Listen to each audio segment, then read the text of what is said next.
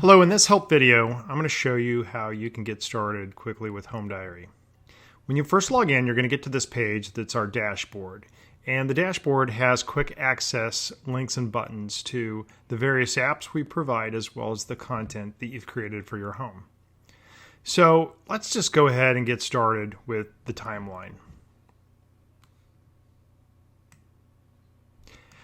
Think of the timeline as a Facebook-like wall post, but instead of it's stuff about your personal life, this is about your home. So you can use it to document anything you do, you improve, you maintain, you hired somebody to improve or maintain. It creates a record of everything about your home. And you can use it to document today and then remember in the future.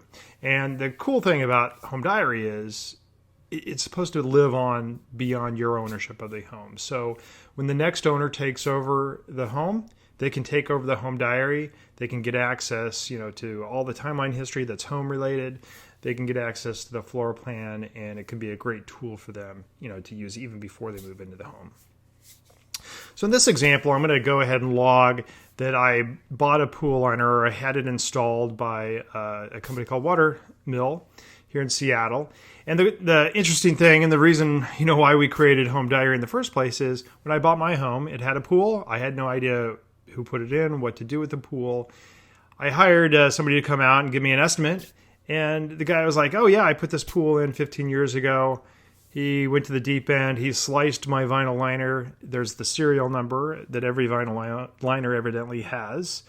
And, so it would have been nice information to have because I really wasn't ready to get a new liner. And a year later I did, and I lived with like a sliced liner for a while. So anyway, the point is, this is the essence of HomeDiary, is it's a way to document everything about your home and create a living record for it.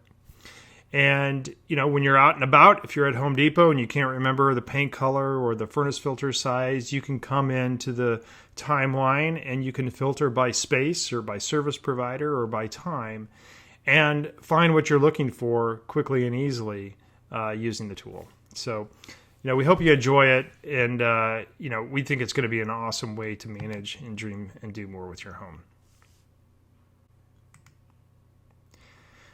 Now, the timeline also has some features like an ability to create reminders, save ideas, or even add inventory. And again, this is all kind of centered around the idea of spaces.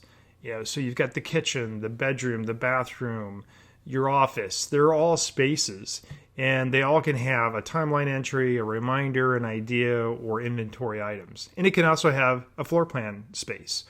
So let's go ahead and just jump to spaces, and I'll show you what I mean. So here you see some cards for each individual space, and they show up here because I've created something on the timeline, number one.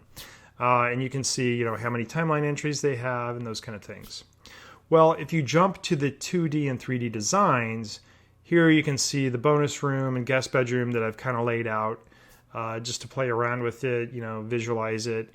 And you can jump into 3D, look at it, move furniture around, those kind of things. So it really gives you a different perspective, I think, of your spaces and what you can do with it. And it really provides kind of one of those HGTV-like visual tools that you see on the shows for your own home. And, the nice thing about it is you can just start with one room and go from there, or you can build your whole floor plan if you want to. So here you see the first person view, so it's kind of like a game type view. And again, you can move furniture around and, kind of experience it in a first person Minecraft kind of way, I guess, if you will. So let me show you how to create a floor plan from scratch. In this case, I'm going to use an appraiser's sketch as a background image to trace over quickly and to give me a great starting point to fill in interior walls and stuff.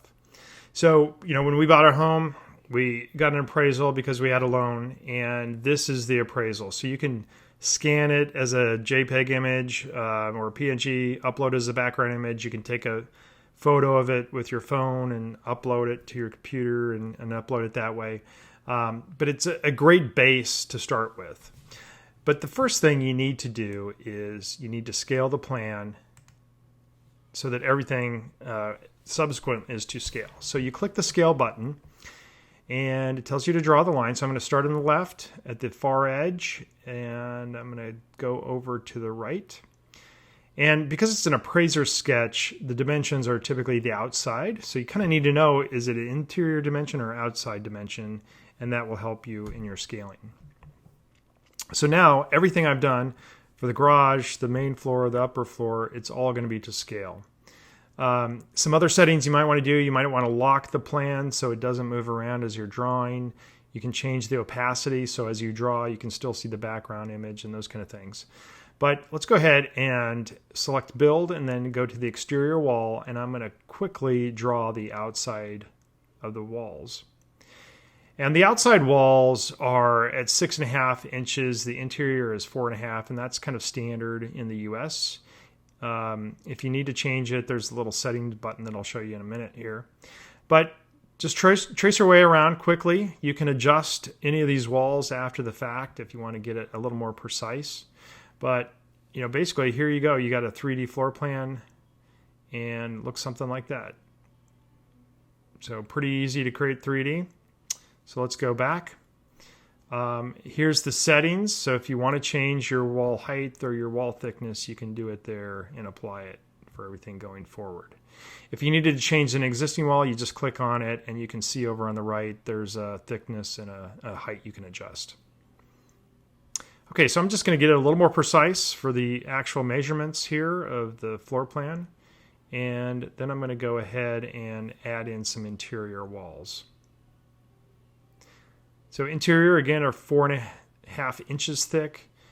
You just click and point, and wherever you want to break, you can double click or you can hit your escape key, and that will stop drawing. Now, as I'm doing this, you're going to see there's certain areas that in reality, they're open areas like that wall there in the dining room. But I want to draw it as a complete space first.